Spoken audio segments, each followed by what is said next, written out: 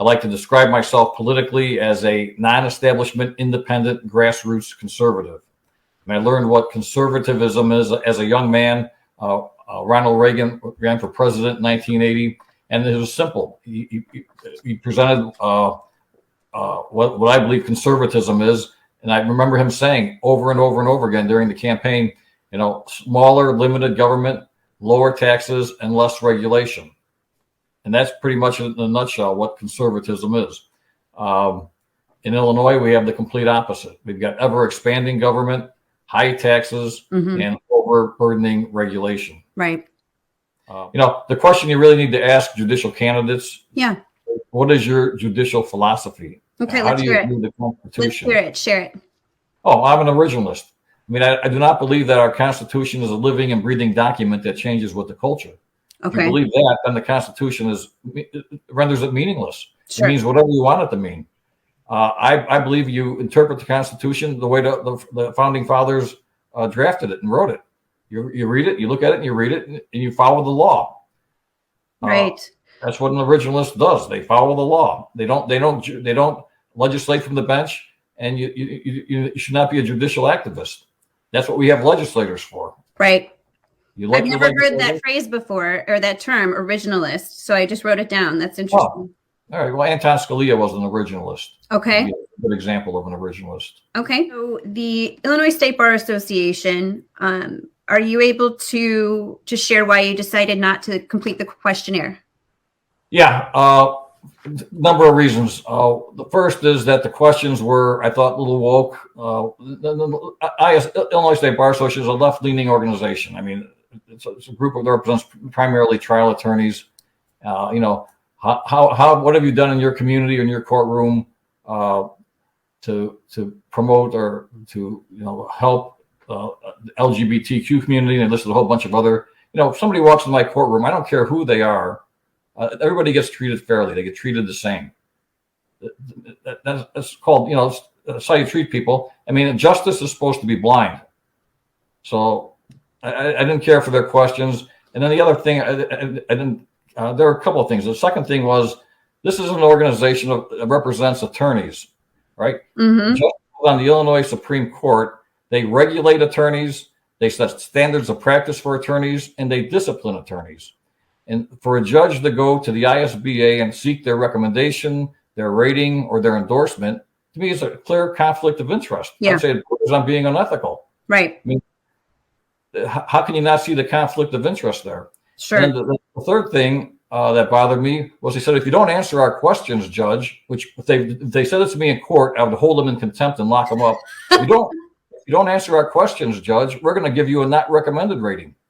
And that's what the left does. They threaten, they intimidate, they bully. They do. And then if you don't give in to their threats, intimidation, or bullying, they try to cancel you. That's what the left does. We're going to cancel you. We're going to give you a not recommended rating. Don't get me started. I probably accept their not recommended rating, and I'd be suspect of anybody that got a recommended or a highly recommended rating from the Illinois State Bar Association, because it's an organization that represents attorneys, and attorneys have a vested interest in who's sitting on the Illinois Supreme Court. Again, this is our fifth campaign, Shannon. I've never been appointed by the establishment insiders, always elected by the people. So to me, I'm an outsider. I'm non-establishment, independent, grassroots conservative. That's who I am. You. That's beautiful. And that takes courage. It really does, because you have to really go it on your own. And so you've been successful. It's served you well so far, it sounds like. So I identify with that MO myself. When I say this gerrymandering leads to the packing of the court. What they did in 2007, and I'll give you full disclosure here. I was chairman of the Dundee Township Republican Party I was elected in 2004 and reelected chairman of the Dundee Township Republican Party in 2006. The Democrats came into Kane County because they couldn't get, at that time, they could not get Democrats elected to judgeships in Kane County because in 2007 it was still pretty Republican, Kane County. Sure. So they came into Kane County. At the same time, they went into Lake County, and they created within the circuit. I'm in the 16th Judicial Circuit. They came into the circuit, the 16th Judicial Circuit, and created what they called sub-circuits. So little circuits within the circuit. And they gerrymandered me into a sub-circuit that is a Democrat. A Republican couldn't win. So I sat down with my conservative precinct committeeman, and we decided that I would resign as chairman of the Dundee Township Republican Party and run as a Democrat. And that's what I did. I ran as a conservative Democrat in 2008. And back then, you could still run as a conservative. Today, there's no such thing as a conservative Democrat. The Democratic Party has gone so far to the left. Sure. And I've talked to a lot of Democrats, and they're either coming over to the Republican Party or they're independents now. Right. They're orphaned. There are a lot of political orphans in the state of Illinois because they don't want to be socialists. A lot of independents, right? Yeah. But I've always been a conservative. I've my conservative values and principles have never been compromised. Right. So then elected in 2008 as a Democrat, a conservative, but then retained in 2014, which is nonpartisan, then retained again in 2020 as nonpartisan. Good for you. So what they're doing, they're gerrymandering these districts so that they say they want more diversity on the bench, but it's really to elect more Democrats. Right. So now they're electing Democrats in Lake County. They're electing Democrats in Kane County. They did this in Winnebago County, and they just start doing it in DuPage County. So they've created these sub-circuits. You should be aware of that. I don't know if you're aware of that, but in DuPage County, they created these sub-circuits, and it's, again, to elect more Democrats to the bench.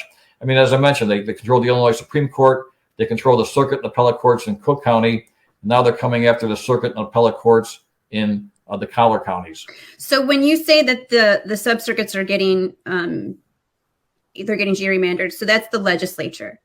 Yeah, that's the legislature. They're creating these sub-circuits so that only a Democrat can win them.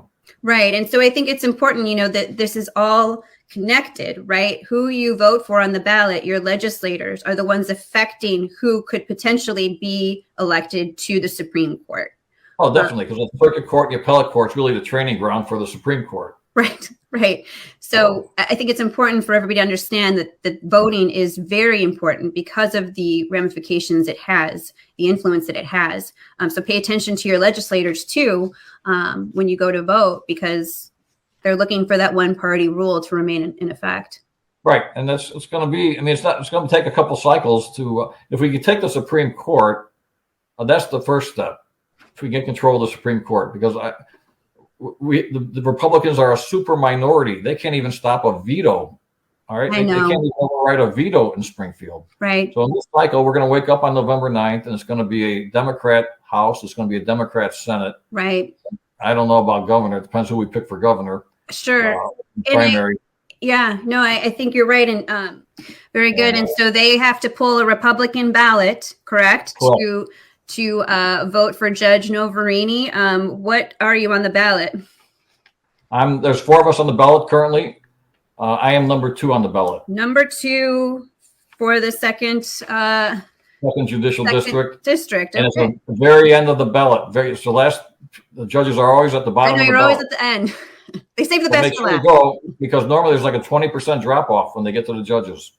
So vote all the way down to the bottom of the ballot. All the way down. Okay, so to vote for Judge Noverini, you ask for the Republican ballot, and at the bottom, Judge Noverini, you are number 2. Praying for you and thinking of you as you continue campaigning, but keep us posted on your campaign, and be well. And thanks to everyone who tuned in. Any closing goodbye, Judge? Nope, just get out there and vote on June 28th. All right. Well, thank you so much.